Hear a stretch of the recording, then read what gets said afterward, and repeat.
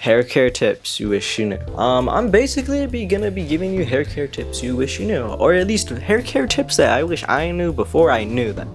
Okay, so hopefully this will be helpful for you. We're gonna tackle honestly the main issue for a lot of people around the world, because a lot of people deal with dandruff. Okay, your scalp's either too oily, or your scalp's too dry, or you have a couple things going on. But a secret perpetrator that you might not have known is your own shampoo. Okay, I know that's kind of crazy to think about. The thing that's supposed to be taking away my dandruff is causing dandruff, which is kind of crazy, but it's kind of true. A lot of shampoos nowadays have a lot of extra chemicals, a lot of extra sulfates that end up going into your scalp and drying it out, therefore causing more flakes, or not even drying it out, just causing other issues. Okay, how do I detect this? How do I know?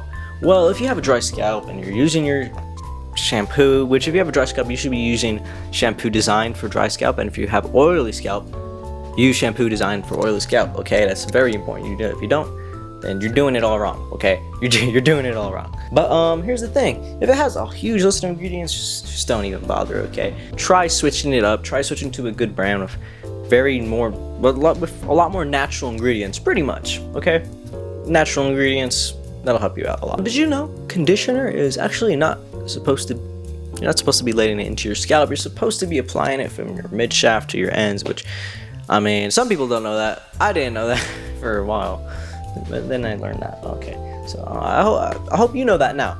Okay, why? You must be asking why. Well, this is why. If you're a person who likes using heating products like flat irons, curling irons, or stuff like that, I'm gonna give you the temperatures good for your hair type, based off your hair type. Yeah, I'm gonna give you the good temperatures to use based off your hair type.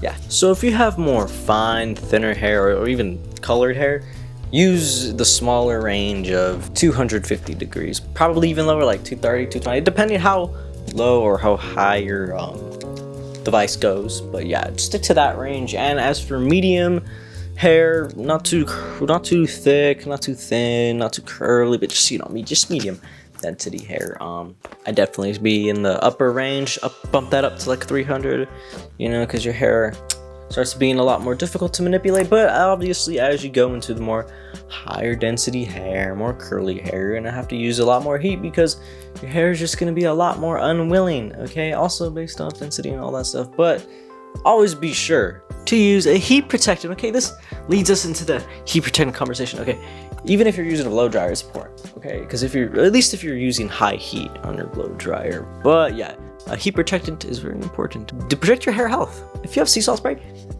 don't use it on your shorter hair, because it's not gonna do anything. If you have longer hair, then it makes sense. But if you have shorter hair, use texture powder. Okay, that'll be way more useful, way more better. And if you have longer hair, don't use texture powder. But also, when you're applying sea salt spray, it can dry your hair out. Okay, very drying product. So if you just spray it on directly into your hair all the time, it's probably not gonna be very healthy for your hair. Okay, so which is why I recommend spraying it in your hand,